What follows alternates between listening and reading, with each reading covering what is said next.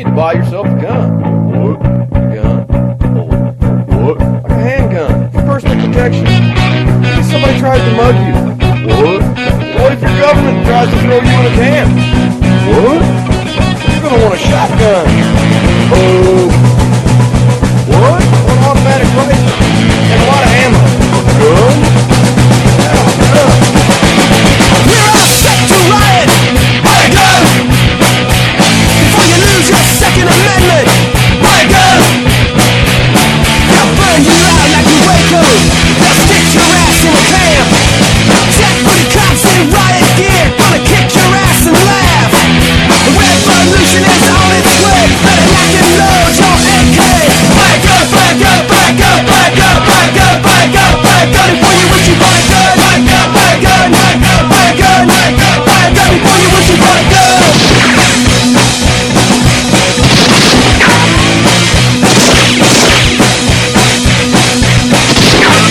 We're all set to riot. Buy a gun. Before you lose your Second Amendment. Buy a gun. They gave your money to the banksters. They stole your pension funds. It's time that we took to the streets. It's time we had our turn. A revolution is on its way, and the founding fathers would say, buy a gun, buy a gun, buy a gun, buy a gun, buy a gun, buy a gun, buy a gun before you wish you bought a gun. Buy a gun, buy a gun, buy a gun, buy a gun, buy a gun, buy a gun before you wish you bought a gun.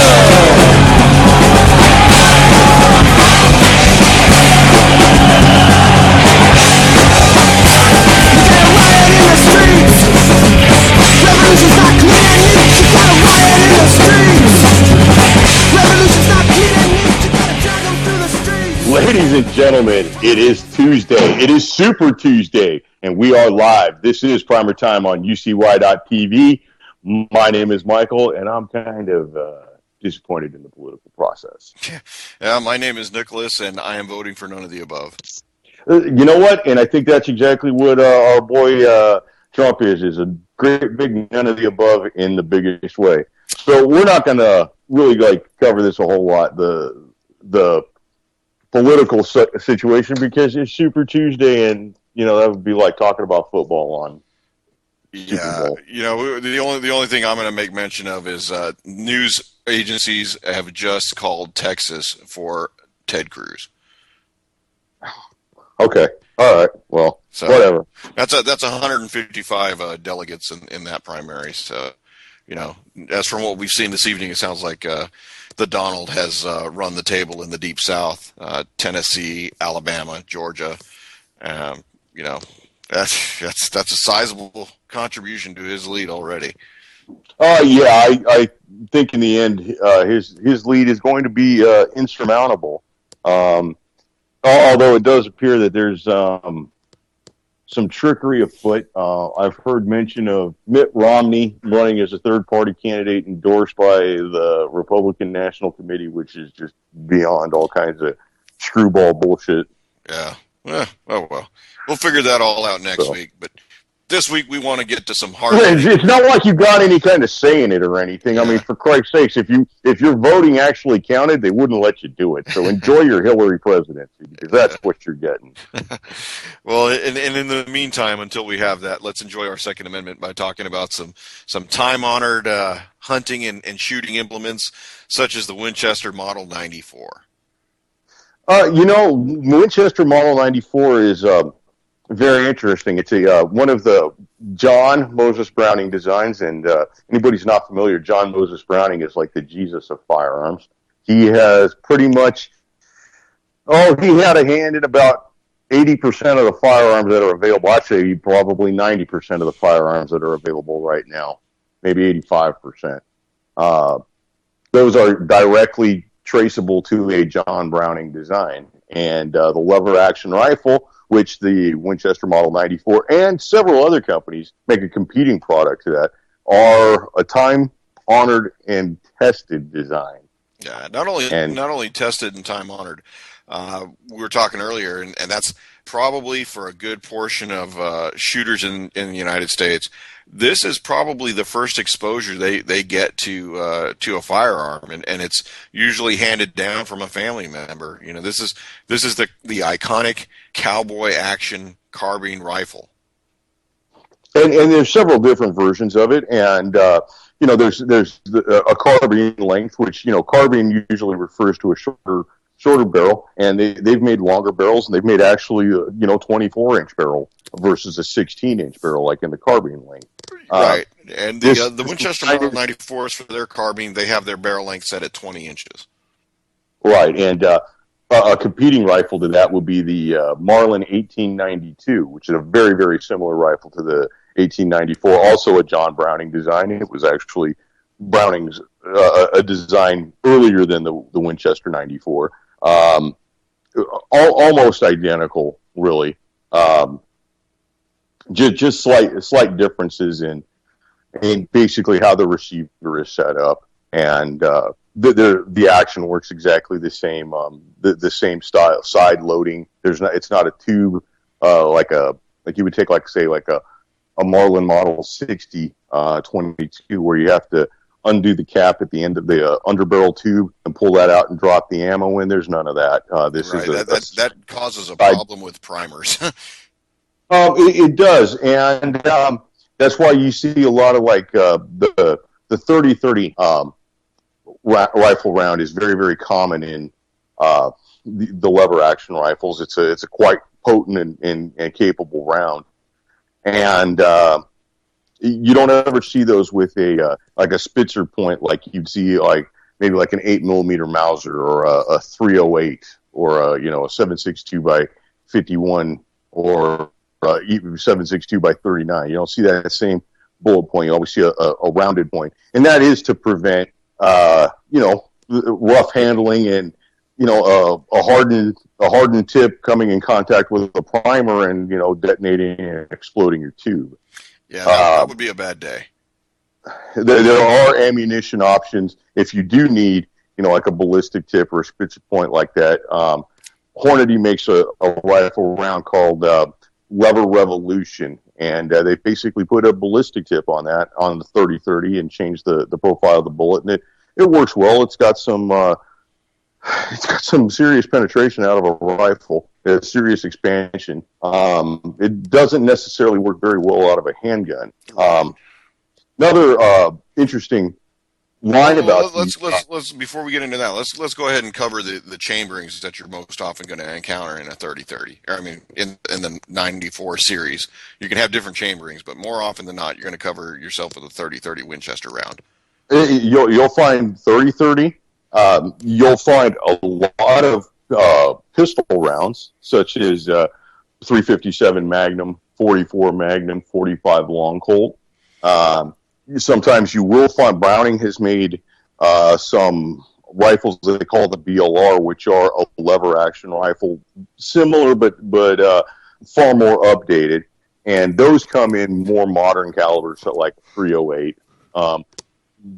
That was made before the ballistic tips with the Hornady Lever Revolutions were. So those didn't really sell all that well. But there's many different calibers, and then all the way down to the rimfire. And some of those rimfire lever actions are really, really fun, and they can be worth some serious money if you come in contact with say an old Winchester 94-22. Those probably bring at least $900. Yeah, and this is where we get to tell the story of the trip to France that I made, and I actually was offered to take two Winchester Model 94s home, and for whatever reason, they were special 94s. Yeah, one of them was the Centennial of the Golden Spike Promontory Point, and the other was the Buffalo Bill Cody. These are the commemorative editions. And let's talk about the greatest part of this deal that you did not accept was the price. Right. Well, see, this is the thing. I was already, a guest in these folks' houses, and they had a elderly grandmother who did not want to relinquish her husband's firearms to the French government, and she only wanted 200 euros, and I did not physically have 200 euros on my person to give her, and I felt horrible about taking firearms for which I had not paid for, even though as soon as I got back, I would have paid for them immediately. I'd have considered prostitution or something to come up with the 200 euros, which Yeah, 200 euros translates to less than $300 at the time. Is that correct? no, it actually would have been about $400 at the time because it was almost 2-to-1 on the exchange. Still, two exceptionally well-made lever action rifles that are commemorative editions, which bring a significant up on their value. For $400, yeah, you missed out on that one, dude. Yeah, I'm looking at probably being able to have sold both of them for between $700 and $900 each. Oh no! I think you would have got more. I think you would have got at least $1,500 a piece on those.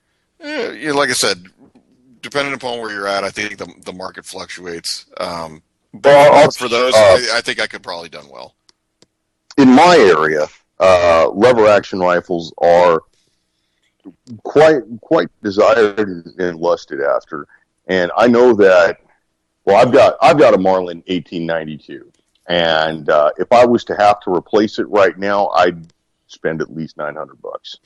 But would you replace it with another 1892 or to replace it with exactly what I if I was to lose it and have to replace it? Yeah, it would be $900 for another one. Would you consider going to the Marlin 336 or over to the Winchester side, or is that 1892 what you want?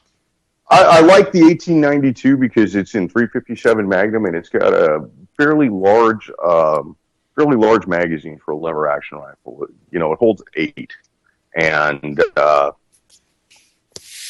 like the 18-inch barrel. I mean, I almost prefer the 16-inch barrel. I'm very much shorter barrels. I like shorter barrels. I think they're a lot handier. But the 18-inch barrel on the 1892 is not cumbersome by any means. And I'm really enamored. And in the past, I've owned a 94 also in 357, and I do regret having to give that up. But finances dictated otherwise at the time in my young and stupid life at that point. And as we all have at some point. Yeah, really. Don't you wish you had that one thing back? But I would say that between the two, the Winchester has more of a brand name, the cachet, so to speak, of the Winchester name. I think functionally they're exactly the same. Okay, so we've often said that the 30-30 has taken more deer in North America than any other caliber. So that speaks to its legacy as a very strong brush gun, because as a lot of folks know, in North America you have varying conditions, and you have some places that are open country and then some stuff that is pretty thick hardwoods. If you count the piney woods area of Texas, anywhere across the South, you can have ranges that you can shoot, maybe 15, 20 yards from, and then you go out into West Texas where you can shoot for days. Right. And so that to me says this is a very versatile weapon. Absolutely, and that's one of the things that the 30-30 is well known for. The round itself is known for its brush busting capability. It's less deterred by leaves and twigs than other rounds. Right. It's got a fairly significant mass. I believe those bullets usually come in at about 150 grains. Maybe sometimes you can get about 165 grains, probably all the way down to I'd say 130 grains, I think is what the smaller of the 30-30 rounds come out to be. And that's a fairly decent, I'd say a spectrum of ammunition choices there. And, ammunition technology is changing every day. So, there'll be more people that are, more companies that are making a ballistic tip round. That's also kind of speculative though, because I would almost say that I live in a more rural area, and Texas being Texas is different than other states. And I don't think that the 30-30 actually sells quite as well as it used to. Yeah, and that was one of the points I was going to bring up. If you'd like to expand on the difference between a pre-64 Winchester and a post-64 Winchester, or a stamped JM Marlin and a non-stamped JM Marlin? Okay, I would be able to speak to the stamped versus non-stamped Marlin more than I'd be able to speak to the pre-64 Sure, one. okay. I don't know anything about it. I'm guessing the pre-64 thing has got to be just some safety thing, because that would be like almost like the 3-screw Rugers. The JM stamp Marlin, you're going to look down the barrel, and it's going to be on the left side of the receiver, and it'll be right near the receiver, and there'll be a little J and an M in a circle. And that's, I think the JM actually stands for John Marlin, and it's a Marlin-proof acceptance stamp, and that's the mark of quality. The JM stamp actually was eliminated when Remington Freedom Group purchased Marlin, and that also coincides with a significant drop in Marlin's quality. Now, Marlin's quality has come back. I can't say the same for Remington, but the rifle that has the JM stamp will sell for to the guy who knows what he's looking for, should sell for a significant amount. Well, there you go. There you go. And, you know, the interesting thing that I think about it is most people that have one of these rifles in their inventory are very reticent to let them go. And they're usually a part of the family's history. It's completely functional. It's a very robust rifle and a robust caliber. It's perfectly. I think you'd be perfectly fine using a lever action rifle for home defense, just like you'd be fine using an AR-15 or something for home defense. I think if you're comfortable with it, you know how to use it, and you can put those bullets on target, that's what you should use. And there's many people who use that for home and yard defense. Yeah, and certainly, and that's one of the interesting things about that 30-30 with that carbine barrel is that it realistically gives you a very strong and potent 30 caliber round that you can use in a home defense situation with plenty of backup rounds to use. Right, and it's a significant authority when that bullet impacts. It's you're not launching Nerf darts. Those are significant bullets. Something else in the lever action category, which is kind of an oddity, and in production it's relatively new, say within the last 5 years. But a company, Rossi, which is owned by Taurus, they make Rossi Ranch Hand, which is very reminiscent of the mare's leg from the Rifleman. And what I'm talking about is a regular lever action rifle in 30-30, although they do sell the ranch hands in the pistol caliber far more often. And I don't even know if they make one in 30-30, to be honest with you. Well, one of the things that's interesting to me is when you talk about the Rossi Ranch Hand, they've got the overly large, I guess you could say, the exaggerated lever. They call that the lever, is what that is. And right, that's a much bigger lever than the standard short lever that's on some of the rifles. I think the Rossi Ranch Hand has a very, very limited role, and its primary role would be, check this out, this is way cool. Well, think about that and using a ranch hand chambered in 44 Magnum.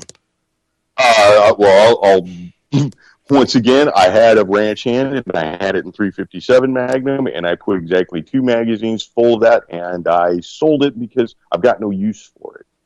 Well, when you say you have no use for it, are you talking no use for it because it was inaccurate, it was not practical? What's something that spurred your decision on to part with it?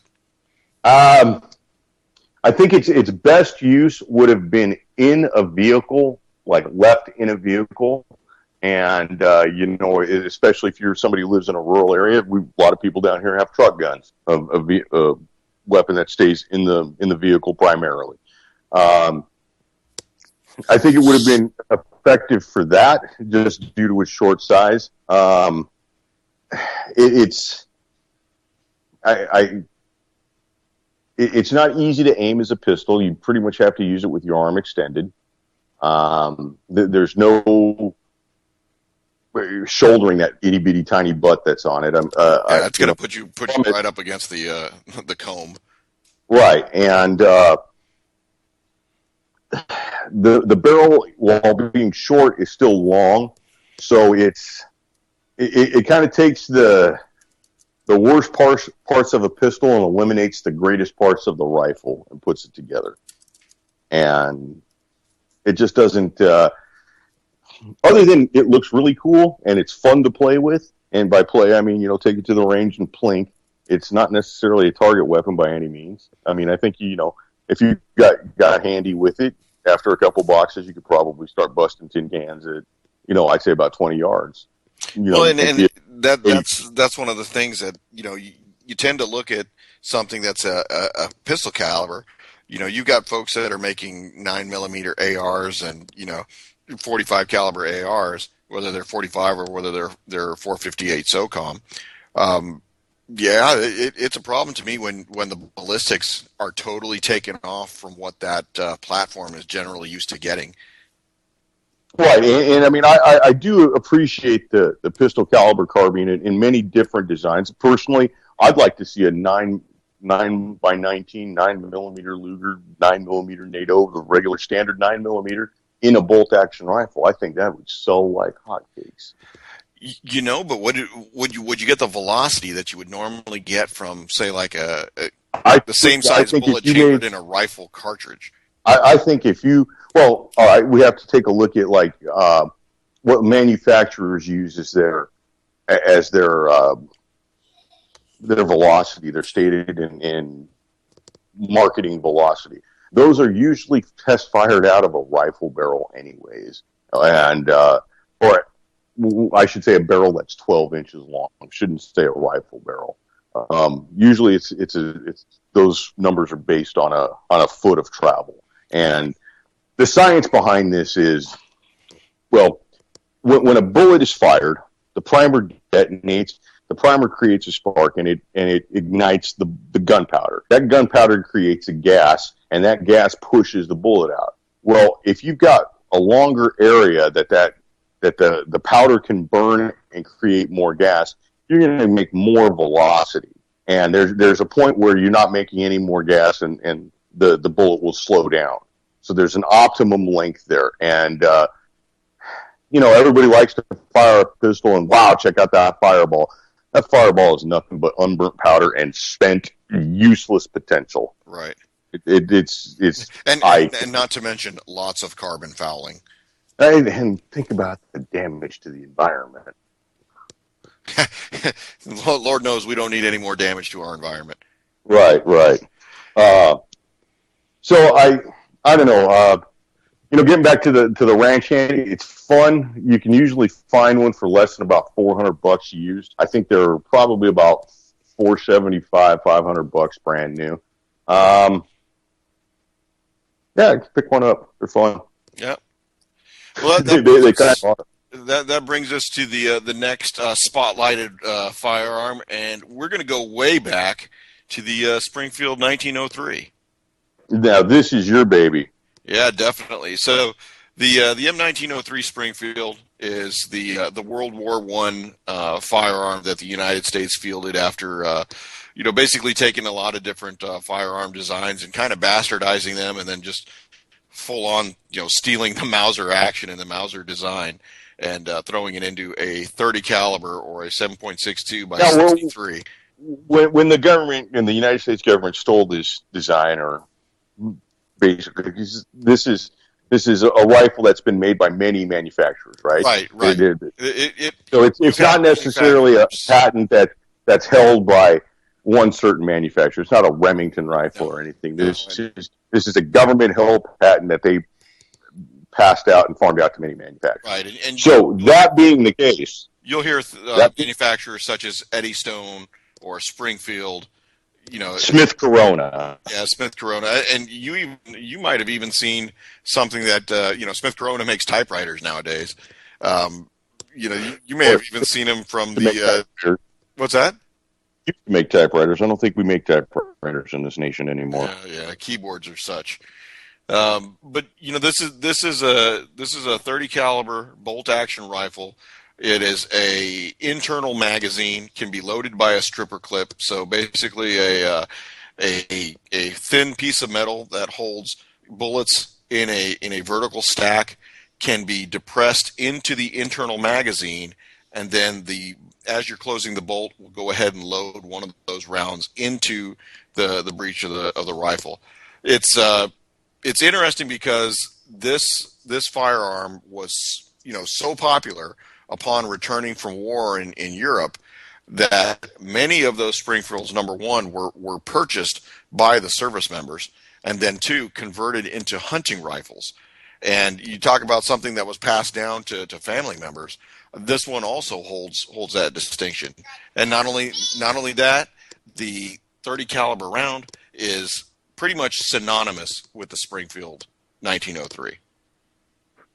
Let me ask you a question about this. And it's kind of back to the patent issue. Was there any kind of World Trade Organization sort of uproar with the government basically stealing the Mauser patent, which had been in use in all the European rifles for at least 20 years to that point?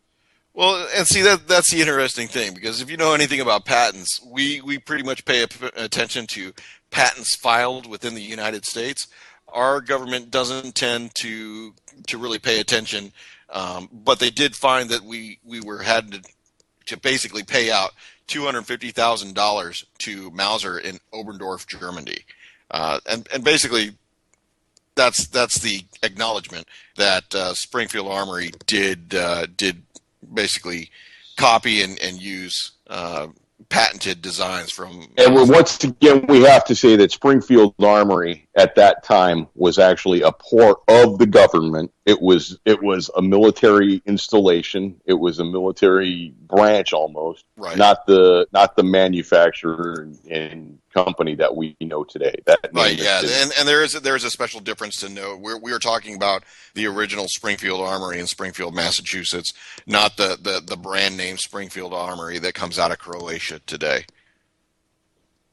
And that's their pistols are made in Croatia. Correct. You'll see them as the XD series pistols, and which they're not bad guns. I used to own two XDs. I thought they were pretty. Actually, I owned three of them.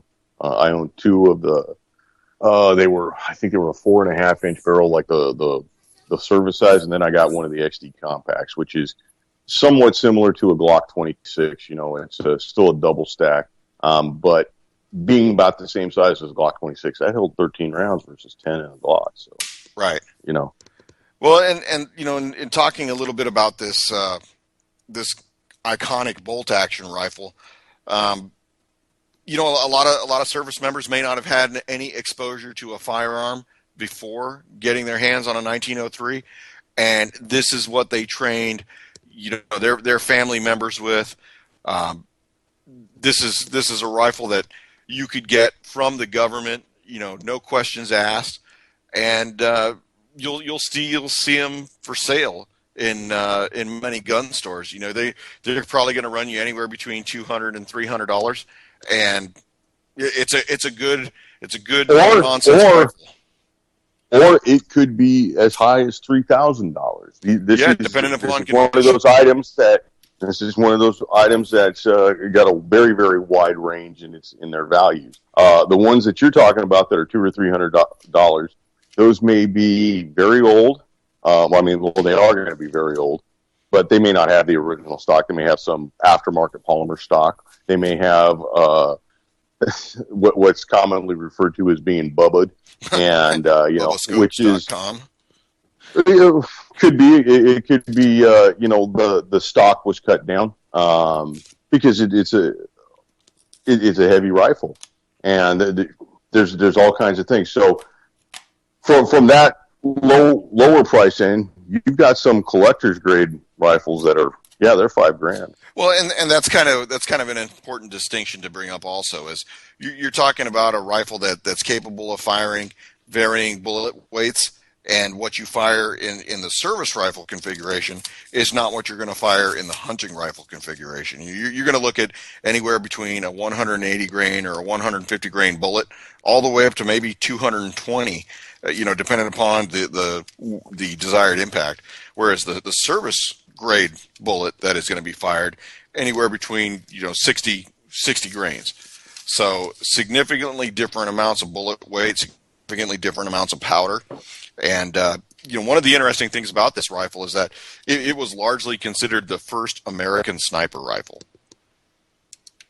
And used as a sniper rifle, it was used in World War I, World War II, Korea, Vietnam, I think up to the beginning of Desert Storm in the late 90s. Yeah, and you've got it early 90s. Sorry, that bullet early actually being used up to the early 90s, but the rifle itself that would have used that would have been the M1A, coming out of Springfield again, commonly referred to in the Vietnam era as the M14. So it's a rifle that's got many uses. I would say that its use for home defense is not very, very. I would say its utility is extremely limited by the length of barrel. You're talking about a rifle that when it came into existence was basically replacing a very outmoded 1892 design in the Krag Jorgensen. This is something that was born of the we call it the Spanish-American War. This rifle itself has had a 70-plus year service history, and in terms of American firearms, the AR-15 or the M4 carbine, these are starting to reach that. You got to figure, World War II is 75 years ago, and I would say that you're pushing 60 years. You're pushing 60 years since Vietnam. Yeah, late 60s. We're almost there. We had American advisors in Vietnam in 66, and they largely call the war over in April 75. So it's coming on its length of service that's comparable to the M1, not the M1, but the 1903 Springfield. But that 30 caliber bullet was a much better design that was coming out of the Krag Jorgensen.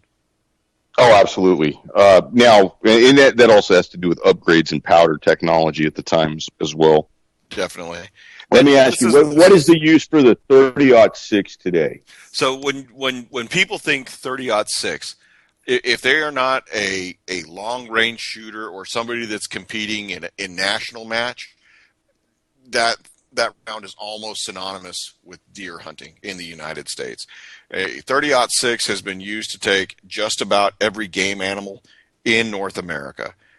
We should also mention that 30-06 has a metric designation as well. Right. And that's 762 by 63. Right. So what kind of to break that down a little bit for folks that may not understand, what the case designation is in metric terms. When you say 7.62, you're talking 7.62 millimeters as the diameter of the bullet, and when you're talking by the 63, that is the case length of the shell itself. That's how all metric designations are given for ammunition, and that's quite often to how the European allies in NATO refer to all the weapons. So you'll hear 9x19 for the 9mm Luger round that Americans are familiar with, because once again, when Americans went overseas, they had never seen certain types of ammunition, and they associated those types of ammunition with the weapons that they were found in. So just like you'll hear 8mm Mauser, Paul Mauser had nothing to do with the actual design of that 8mm. Didn't manufacture the ammunition. The German State Armory came up with that load. He perfected the rifle that used that caliber. But then again, Americans just said, "Hey, this is a Mauser and it's firing 8mm. Must be an 8mm Mauser." This is. And we've got a lot of that. That's kind of common in in the American history of captured firearms. A great example of that is the Schmeezer. Everybody loves to talk about the Schmeezer, the MP40 Schmeezer, which was not actually made by Schmeezer. Schmeezer was the company that made the magazine, and Schmeezer was stamped on the magazine. The rifle itself was made by Walther, and Walter got no credit on that one. Everybody knew, it's the Schmeezer. That's the evil Nazi gun that everybody remembers. Yeah, and there's a good bit of that goes around every time. You talk about some of the competing pistol calibers. When you think about a competing rifle caliber for the 30-06, obviously you take it in context of its historical. I have to correct myself. I'm sorry. I said that Walther made that rifle. I have to correct myself. It was Irma, ERMA, made that rifle. It was not Walther. I apologize. No problem. So, like I said, when you talk about the 30-06, you got to kind of talk about it in its contemporary sense. And I turn around and I look at what was the other side using at the time, and that would have been the 8mm, the 7.92 by 57. So it's going against a compatible or comparable style bullet. But you're looking at different capabilities and different limitations. The 30-06 is a much flatter shooting projectile than the 8mm Mauser. However, it's given up something a little bit in terms of the diameter and the end result of the punch at distance. So, obviously we consider that to be the rifle, in terms of the M1 Garand that's used the same chambering, the rifle that won World War II. When at least from American standpoint, when you turn around and look at the Russians are going to say, well, hey, it was the Mosin Nagant that won World War II because they took Berlin. I'm going to tell you this right now. There's two kinds of countries in this world. There's the countries that use the metric system and the countries that won World War II. There you go. So I don't like Mosin Nagants. I think they're big, ugly, heavy, clunky, nasty friggin' rifles. I'd much rather have a 98, a Mauser 98 than a Nagant. Yeah, certainly. Yeah, I think the Nagant's greatest appeal is that you used to be able to buy 800 rounds of ammo for that rifle for like $40. Yeah, and this is one of those things that when you take a look at the 30-06, a lot of people like it because it's, number one, it's reliable. Number two, its limitations are known, and you either accept those limitations or you move on to a larger round. And that is going to be one of those things where it's either you know and if you need to move on to a larger round than a 30-06, what the hell are you doing? You should be a guest on our show. Well, exactly. Tell us what you should be bigger than 30-06 for. If you're going to do that, you probably have moved on to the 375 Holland and Holland, or quite possibly 4570. 75 J-Tech. I mean, there's a bunch of rounds after that. Right, there is. But in terms of what you're gonna see in the United States, whether or not you're actually going to go and move into, say, like 300 Winchester Magnum, and that's one of those things that is going to be interesting. So, Michael, I hate to break for a moment. I've got a 3-year-old who's decided that it is time to use the latrine, so I will be right back. I understand that, and we'll go with the 3-year-old concept here. And another interesting weapon that we'd like to cover and kind of go over tonight are Smith & Wesson design revolvers. And I'm not actually saying Smith & Wesson revolvers. I'm saying Smith & Wesson design revolvers because it's one of the more common designs that's been used by foreign manufacturers. Taurus is a large manufacturer of Smith & Wesson design revolvers. Rossi is also a large manufacturer of Smith & Wesson revolvers. Some of the I dare call them more exotic revolvers just because we don't see a lot of them in the United States, such as maybe Manhurin out of France, or what's the German one? I can't remember the German revolver's name. But those also follow the same Smith & Wesson layout. And really, in my mind, the biggest difference between the Smith & Wesson layout and versus the Colt layout or versus the Ruger layout, is the placement of the cylinder release switch. And in the Smith & Wesson, it's a switch that moves back and forth, and you push it forward, and the cylinder releases, and you can plop it out. On a Colt, you pull it. It's a different shape, and it pulls back. And to me, it's a little more natural to push it forward. It doesn't feel. I don't know. I guess it's to what your preference is, but it's always felt better to push it forward. That being said, Ruger's design is a button that you press in, so there's no mistaking that. It's very simple. So I would rate my preference to be the Smith & Wesson style, then to the Ruger style, and then to the Colt style. But since we're talking about the Smith & Wesson styles, these are all usually based on what's called either a J frame, which is like a commonly known as like a cheap special, which, you know, the snub nose revolver. It's usually a 5-shot with a 2-inch barrel, more considered for concealed carry or somebody who doesn't need necessarily a service-size weapon. And then those that are on the Victory frame, which are basically Smith & Wesson Model 10s. And now that's not to say that those are the only ones out there. Taurus has taken that basic Smith & Wesson design and has run with it and has made quite a few pistols, everything from 17 HMR to, well, I guess they'd have a Taurus Tracker or something like that, and then 454 Casull. They've got the Taurus Judge. They have the Raging Judge. There's many different designs. The Circuit Judge. Yeah, the Circuit Judge is kind of the rifle though. And that's your 410 combination. Right. 410, 45 long Colt combination. But where I was getting at was, you know, how that kind of relates into the Smith & Wesson design. Taurus is one of the other manufacturers that's really embraced that design and has used it to their advantage. And I kind of just told them how I like the cylinder release a little bit better. Right. A revolver is inherently reliable. It's if you can load it and leave it, it's almost the perfect, you know, desk drawer gun, or you know, the nightstand pistol, even the glove compartment pistol. There's no springs to worry about, you know, taking the compression, and that, you know, that's another issue we'll touch on here in a couple minutes.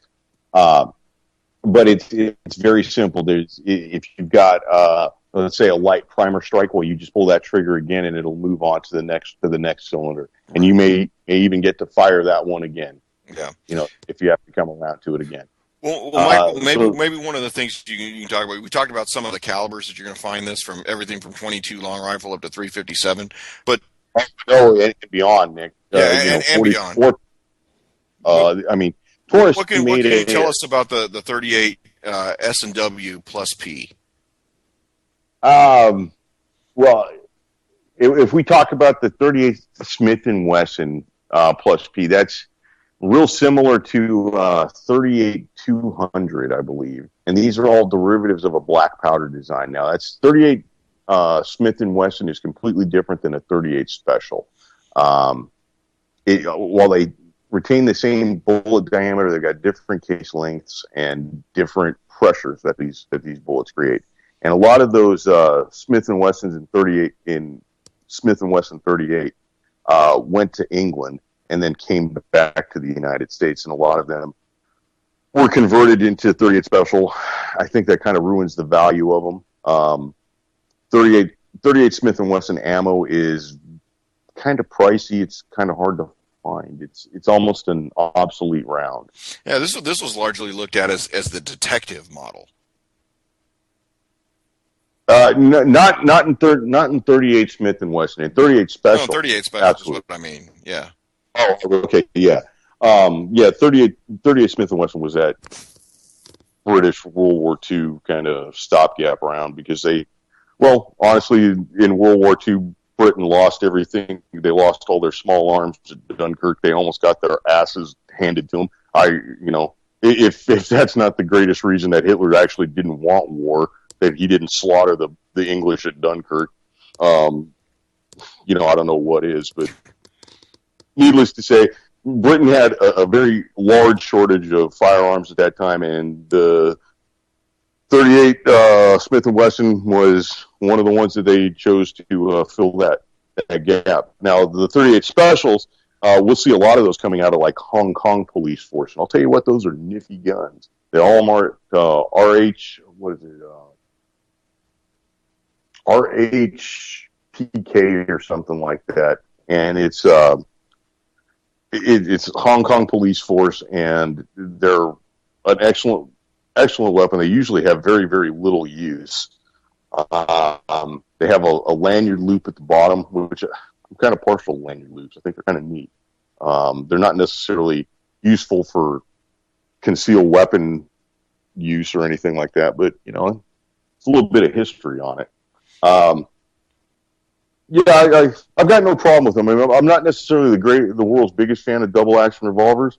I find them to be a little bit large and not necessarily as much firepower. And by firepower, I mean the amount of rounds that they carry. So what's going to give you the deciding factor on why a manufacturer chose to go with 6 rounds or 5 rounds? Well, that has, basically it's got a lot to do with the frame size, because you cannot put a 6-round cylinder into a J frame. It just physically won't fit. And there's not enough room in between the cylinders to adequately hold the pressure to put 6 rounds into that 5-round cylinder. Most of the 6-round pistols are significantly bigger than a J frame, and the J frame, once again, is like the chief special, detective special, something like that. The little snub nose deal. Then you move up into other lettered frames. You got the K, the L, the M, the N, and those are significant. Those are duty-sized pistol frames, and I think I've got no problem with Smith & Wesson 357s. I'm not a fan of ultralight 357s, and it has nothing to do with the strain that it puts on your hand or anything like that. I kind of don't like the strain it puts on the weapon. I think you've got limited use, and I don't think you want a 357 exploding in your hand. Yeah, no, that's a bad day. Do you really see any utility in the larger frame Smith & Wesson revolvers? We're talking ones that fire the absolutely, like an M frame or an N frame, like a 44 Magnum, or an X frame for that matter. We're talking about the 454 Casuls, the 460 S&W, 500 Magnums. Right. I don't want to say that I don't see a use for it, because I'm sure that they're more than adequate for hunting. I'm sure it does a hell of a job at home defense. It also does a hell of a job at taking money out of your wallet. Those are not cheap to shoot. They're not cheap to shoot. They're not cheap to obtain. And I will say that I do see a lot of the Smith & Wesson X-frame pistols for sale with a box of ammo that's got exactly 5 missing. Yeah, there you go. Because it took them to do that one cylinder, and that was it. That was it. So it's not my choice. And there's a lot of things that aren't my choice, and there's a lot of things that are my choice that aren't your choice. And speaking of things that are your choice and not my choice, we have the Beretta M9. All right. So give us the lowdown. What you think are the low points of the Beretta M9? Number one, I do not like the frame. This was determined to be a service rifle to bring the Americans into the NATO standardization, designed to be able to fit smaller hands than the standard 45 caliber pistol that the military had as a standard since. Complete bullshit. It's the 92 FS, 92 SB, M9, whatever you want to call them. They're huge. And that's the thing. That's what it was sold as. And I will tell you that I've seen more people fail to qualify on an M9 than, what you would expect would fail. And the funny thing is that the action is not smooth at all. If you do not cock back the hammer before you pull the trigger, it's got a fairly long trigger. It does, and it'll actually throw off your aim because you're applying more pressure to get that trigger to break, and you're taking yourself off target because you're expecting that trigger to break at a certain amount of pounds of pressure, and if you haven't pulled the hammer back, it's gonna be different than the subsequent rounds that are firing. Right, and I'm not necessarily a fan of double action pistols. I'm not as Colonel Jeff Cooper called them, I'm not a crunch and ticker kind of guy.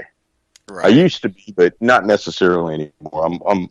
I'm very, very happy with single action pistols. Right, and this is one of those things that is, as far as a semi-automatic pistol goes, okay, it fires a decent round, although most people will tell you that the 9mm is underpowered for military applications, and that being, if I have to shoot it, I'm usually down to my last method of defense, and if I'm going to use it, I'm definitely going to want to make sure that whatever I hit with it goes down.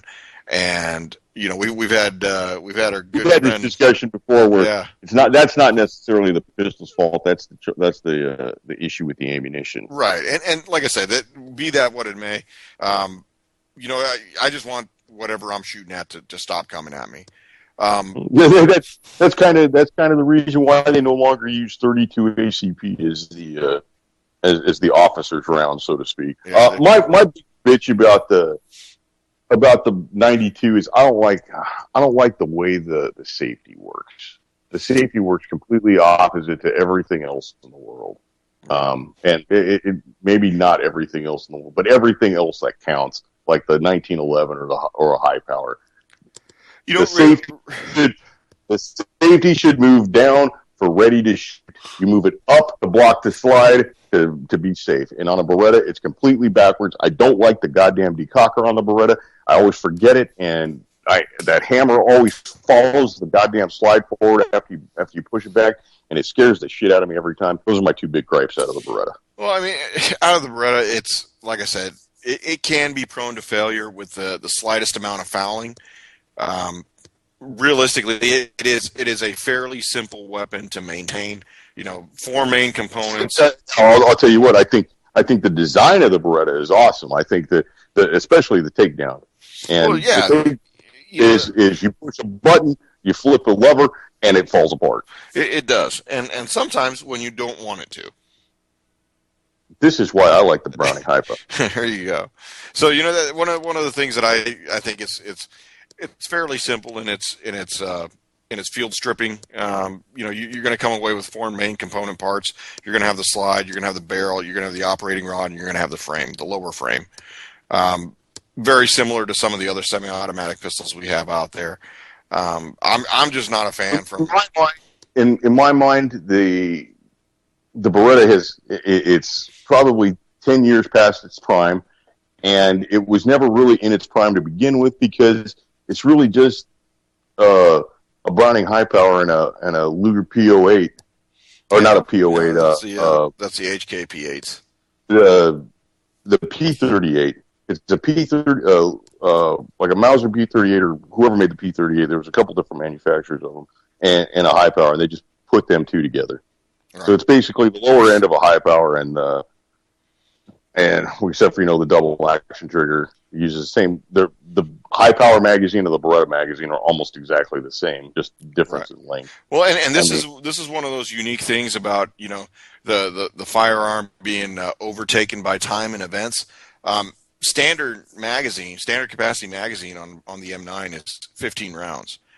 This pistol is no longer legal for sale in certain states. Right. And where do you find a 7-round Beretta, a double-stack Beretta magazine? It's going to be after modified from something that's already existing.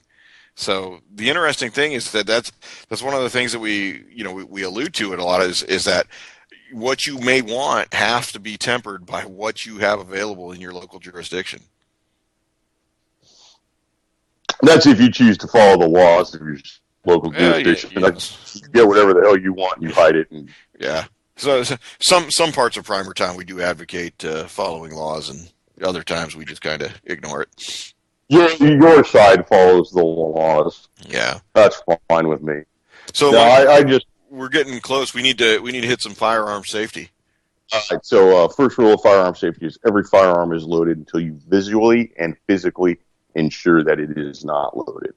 Rule number 2 is keep that muzzle pointed in a safe direction. Don't cover anybody or anything you do not wish to destroy with it. Rule number 3, know what your target is and know what is beyond your target at all times. And the most important rule of all is the 4th rule. Keep your booger hook off the bang switch until you are ready to discharge the weapon. No discharges, no accidental discharges. They are all negligent because you had your finger on the goddamn trigger. Keep your finger off the trigger until you are ready to shoot. There you go.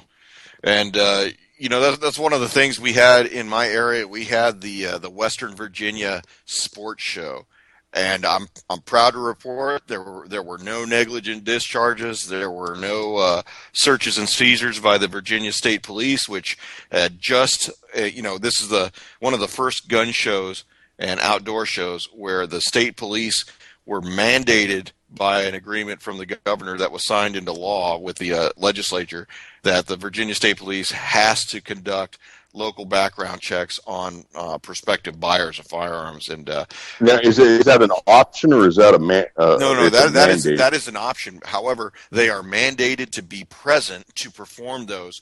Should a seller choose to conduct Well, I'll tell you what, I have never once been to a gun show in my life that doesn't have at least 6 cops in a goddamn thing. Well, yeah, and this is not to say that there weren't more in attendance. And I mean 6 uniformed cops. I'm not talking about guys walking around that you don't know. Right. I'm talking about dudes with badges and guns on. There's at least 6 at every one. Even them little tiny ones that I've been to, there's always at least 2. Because, I mean, they got to talk to somebody, and nobody else wants to talk to a cop. Yeah, well, they got to talk to each other. Well, that you figure they'll go ahead and talk to the sellers who have a decent amount of business going. So that's one of the things that I think is I think it's a plus because we have it's hard to say if it's an epidemic. If you listen to the rhetoric on one side, they'll tell you this is just out of control.